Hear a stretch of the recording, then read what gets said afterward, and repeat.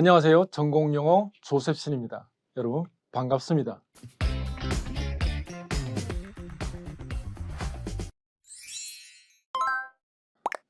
네, 임용고시는 마라톤이다 이렇게 말씀을 드리고 싶습니다. 혼자 뛰는 장거리 마라톤이다 이렇게 생각합니다. 마라톤과 임용시험의 차이점은 마라톤을 할 때는 내가 얼마나 잘하고 있는지 알 수가 있습니다. 지금 선두에 달리고 있으면은 잘하고 있어. 아니면 뒤에서 달리고 있으면 내가 좀 더 열심히 해야 돼.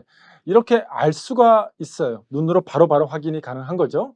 근데 임용고시는 내가 어디쯤 달리고 있는지, 또 내가 달리고 있는 이 길이 맞는 길인지 확인이 굉장히 어렵습니다.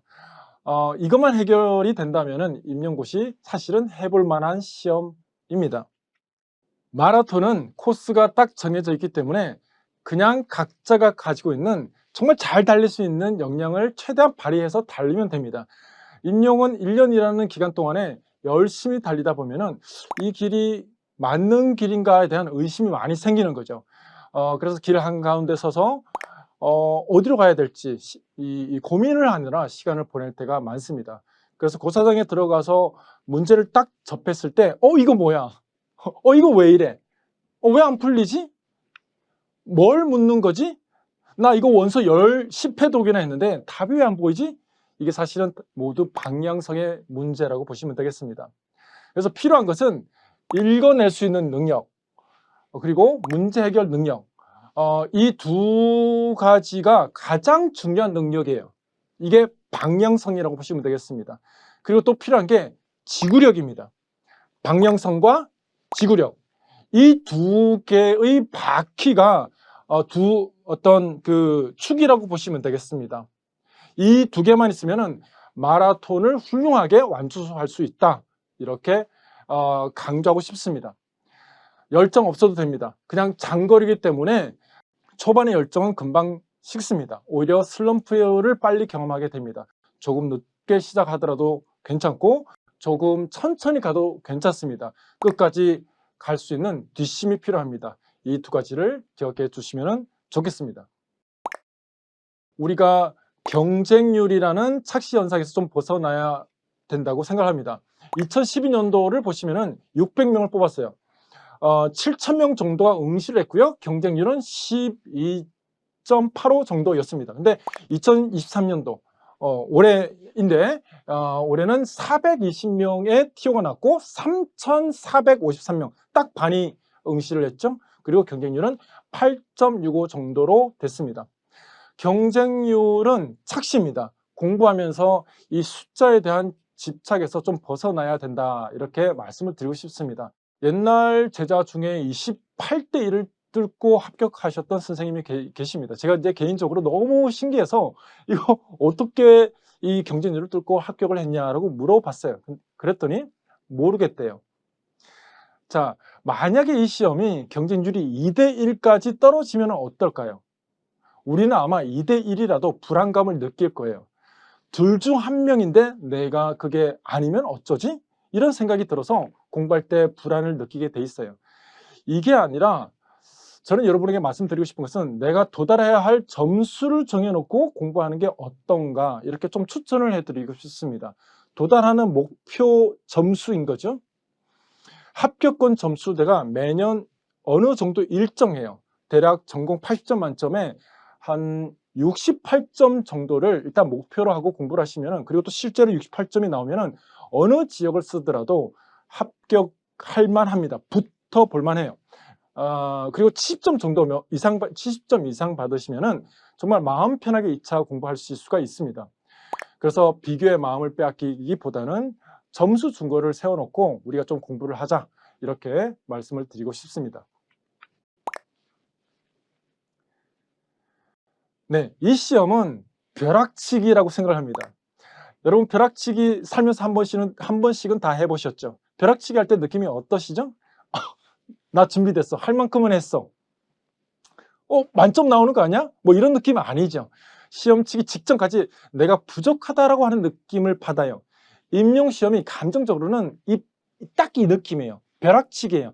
해도 내가 별로 아는 게 없고 항상 구멍이 나 있는 것 같고 부족한 느낌이에요. 나는 좀 안 될 것 같아. 이 느낌을 많이 받게 하는 시험이에요. 근데 이 우리가 벼락치기라고 하는 것을 저는 좀 여러분과 함께 재정의를 하고 싶어요. 벼락치기는 그게 아니라 최대한 받을 수 있는 점수를 받게 하는 공부가 벼락치기라고 생각했으면 좋겠어요. 내 지식이 중간중간 좀 구멍이 있어도 괜찮아요. 내가 이거 이렇게 해서 될까? 하는 스스로에 대한 뭐 의심과 어떤 그 불안함 이런 것들이 중간중간에 들어도 그것과 상관없이 최대한 점수를 만들어내는 거예요. 우리가 공부를 사실은 할 양이 너무 많기 때문에 이렇게 할 수밖에 없어요. 또 언어 능력을 이렇게 평가하는 부분이 있기 때문에 이게 어느 정도 내가 잘하고 있다라고 하는 게 그때그때마다 다 달라요. 누가 출제위원으로 들어가느냐에 따라서 느낌이 너무 달라요. 패턴으로 정해져 있는 뭐 토익 시험 같은 게 아니기 때문에 학문을 기반으로 출제하는 시험이기 때문에 출제하시는 분의 스타일에 따라 느낌이 다른 거죠. 그래서 어느 기준을 정해놓고 공부하는 게 어떤 그런 그 자체가 사실은 거의 불가능한 시험이다라고 말씀을 드립니다. 시험 들어가기 전에 모든 영역을 완벽하게 해서 들어가는 선생님은 없어요. 한 명도 없어요. 우리가 해야 되는 것은 완벽한 공부가 아니에요. 제가 여러분이 꼭 말씀드리고 싶은 것은 완벽하게 공부할 수 있는 완벽주의자를 뽑는 시험이 아니에요. 최대한 감을 높여서 고사장 시험장에 들어가서 최대한 잘 쓰고 나오는 거, 그게 목표여야 돼요. 중간중간에 감점이 있어도 괜찮아요. 어쩔 수 없어요. 완벽하지 않다라고 자책할 필요가 없어요. 벼락치기 환영합니다. 시험 준비 과정 자체가 벼락치기의 연속이다. 그래서 벼락치기 화이팅입니다. 충분합니다. 네. 자, 이 기입형 정말 좋은 질문입니다. 이 기입형은 1년 내 이 끝까지 고민하는 부분이고요. 끝까지 발목 잡는 게 기입형이다. 이렇게 말씀을 드립니다. 어떤 느낌이냐면은 이제 공부하시는 선생님들이 가끔 이런 느낌이 드실 거예요. 모래사장에 바늘 하나 탁 던져놓고 찾아봐. 뭐 이런 느낌이에요. 특히 일반 영어하고 뭐 문학 같은 것은 정말 감이 잘 안 와요. 이게 뭐 그럴싸한 답이냐 아니면은 그 괄호에 맞는 최상의 답이냐, 결국 이 차이거든요.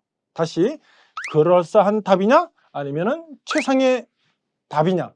그럴싸한 답 같은 경우에는 지문을 대충 읽고 이게 어떤 말인지 느낌이 와요. 그래서 그 문장을 보고 있는 거죠. 문장을 보고 그 문장에 그럴싸한 말이 될 것 같은 단어를 집어넣는 거예요. 그러니까 이게 해석이 되는 거예요. 이게 그 단어가 들어갔을 때 해석이 좀 원활하게 되면은 그게 정답이라고 착각하게 되는 경우가 많은데, 다르게 생각해야 되는 게 맥락이라고 하는 게 들어가면은 완전히 달라져요.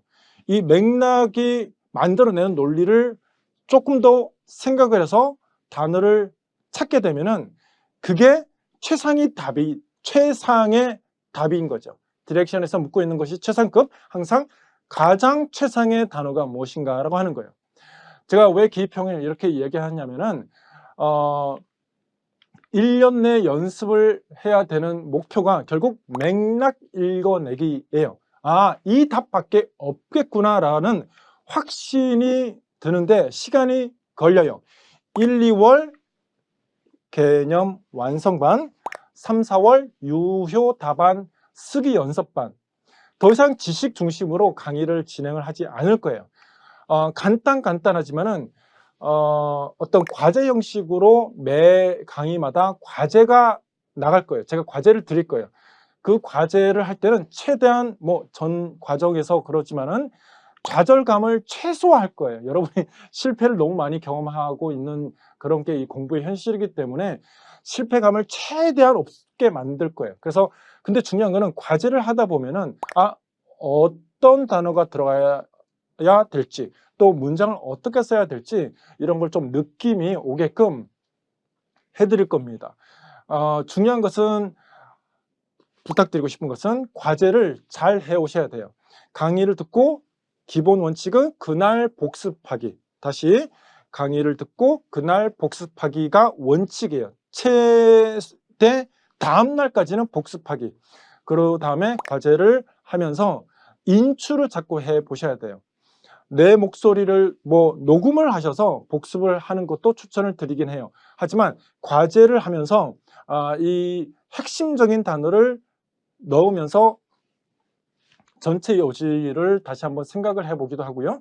또 서술형으로 됐을 때 이 어떤 단어를 어떻게 배치해야 되는지 이렇게 생각해보는 연습, 이것이 상반기 과정이니까 조금 천천히, 너무 상반기에는 좀 서두르지 않으셔도 돼요. 이게 좀 이렇구나. 약간 처음 공부하시는 선생님은 좀 기다리면서 이렇게 시간을 스스로에게 조금 허락하는 거, 이게 더 빠른 전략이라고 보시면 되겠습니다. 네, 기출. 기출 중요하죠. 근데 기출은 한 번 할 때 제대로 하기, 이게 목표여야 됩니다. 1년 내 기출 보시는 선생님 굉장히 많습니다. 얼마 전에 시험 보기 전까지도 기출을 어떻게 보면 될까요? 라고 질문을 하시는 선생님도 계셨습니다.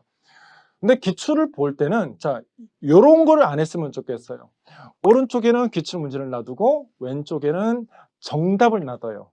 그리고 정답과 함께 이런 자료가 굉장히 많죠. 원서에서 어디서 나왔는지 그 원서에 대한 기반 어떤 자료집 같은 거, 이런 걸 놔두고 굉장히 의식적이고 분석적으로 거의 외우다시피 하세요. 근데 이렇게 남이 만들어 놓은 답을 보면서 의식적으로 하는 기출 분석은 사실은 별로 도움이 안 돼요. 필요한 거는 짧은 시간에 읽어낼 수 있는 능력, 짧은 시간에 읽어내는 연습, 그리고 정보를 취사 선택할 수 있는 능력. 다시 정보 처리 능력, 정보 취사 선택 능력. 이게 전제되지 않는 공부예요.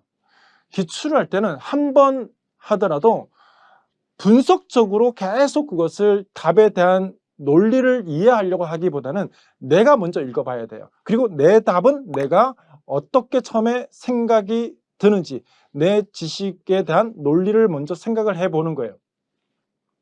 그 다음에 이제 확인을 하시고 하면은, 사실 기출이라는 게 과거에 나왔던 문제인데 이러한 패러다임을 가지고 이 정도의 답을 요구한다이지 똑같이 나오지 않아요. 그렇기 때문에 너무 달달 외우는 식으로 공부를 하는 것을 하지 않았으면 좋겠습니다. 시험은 전공 영어에 대한 전반적인 배경 지식을 묻는 느낌이 강해요. 근데 너무 시험을 외우는 거를 바탕으로 공부하시는 선생님들이 사실은 끝에 가면 좀 불리합니다. 오열 할 때 잘 따라와 주셨으면 좋겠습니다. 네, 모의고사는 쓸 수 있게 만드는 도구예요. 아는데 못 쓰는 선생님들 많아요. 이 이론은 알죠? 이론은 아는데 그거를 또 설명도 할 수 있어요. 그런데 문제를 만나면은 그게 그거인지 판단이 잘 안 되는 경우가 많아요. 그리고 또 딱 문제에서 요구하는 것보다 좀 내가 아는 것을 막 풀어놓는 경우도 많고요. 넘치는 답안인 거죠. 그러다 보면은 결국 시간이 모자라서 나중에 한두 문제를 통째로 날리게 되는 경우도 많고요. 소탐대실하게 되는 겁니다. 그러니까 이게 정확하게 아는 것을 끄집어내보는 연습, 그리고 정확하게 출제자가 요구하는 취지에 맞는 답쓰기, 이게 그 모의고사의 목적입니다. 근데 하다 보면은 너무 남과 경쟁하게 되고 비교하게 되고 또 미래를 타진해보는 그런 도구로 많이들 생각을 하십니다. 이게 저는 여러분이 좀 이렇게 안 했으면 좋겠다입니다. 그냥 모르면은 이게 이거구나, 이렇게 쓰면 되구나 라고 하는 것을 알고 들어가는 것이 훨씬 낫겠죠. 모르는데 아는 것처럼 착각을 하고 들어가는 게 가장 위험한 겁니다. 뭐 그냥 시험 당일 날만 뭐 대박을 치면은 되는 거기 때문에 모의고사 볼 때는 너무 마음을 어려워하지 말아 줬으면 좋겠다. 이렇게 미리 당부를 드립니다. 합격으로 가는 과정일 뿐이다. 이렇게 강조합니다.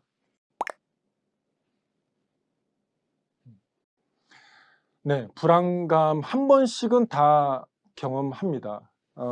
불안감이 가장 많이 알고 있음에도 불구하고 시험장에서 시험을 못 보게 하는 그런 각자가 갖고 있는 변수 같아요. 근데 불안이 올라올 때 이걸 어떻게 대처하느냐가 중요해요. 불안할 때 뭐 어떤 선생님들은 이거를 주변에다가 막 이야기를 하세요.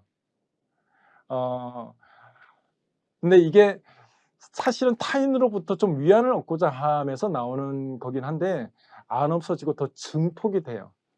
내가 하고자 하는 것이 힘이 드니까 그 불확실성에 대해서 좀 이야기를 하게 되는 거죠. 그럼 좀 이렇게 힐링이 되고 위안이 되는 것 같은데 오히려 역효과가 일어납니다. 문제를 이야기를 하고 내가 불안해라고 하는 것을 이야기할 때 해결되는 게 아니라 오히려 행동할 때 해결이 됩니다. 너무 이야기를 하고 나면은 행동할 에너지가 남아 있지 않아요. 합격은 불안을 다른 사람과 공유한다고 되는 게 아니라 불안을 정면으로 맞설 때 합격이 된다고 저는 봅니다. 그래서 좀 기억했으면 하는 게 불안을 정면으로 맞서기, 그리고 좀 침묵으로 휴식하기, 또 좋아하는 일 찾기, 이 세 가지를 과정에서 공부를 하시면서 꼭 좀 실천을 했으면 좋겠다 이렇게 권해드립니다. 실패를 견디지 못하면 남들과 비교만 하게 되고 그러다 보면은 공부하는 시간이 다 가버리게 되는 거거든요. 이게 가장 조심해야 될 부분이에요. 1년 공부하시는 동안 계속 인정을 쫓기보다는 좀 성과를 내자, 성과를 내는 사람이 되자. 이게 제가 여러분에게 좀 추천하는 부분입니다. 생각이 많은 사람이기보다는 행동하는 사람이 되었으면 합니다. 합격은 생각보다 먼 곳에 있지 않다 이렇게 말씀드립니다. 할 수 있습니다. 조셉 신이 함께 옆에서 뛸 테니까 힘들겠지만은 잘 따라와 주시기 바랍니다. 강의 시간에 뵙겠습니다. 자, 감사합니다.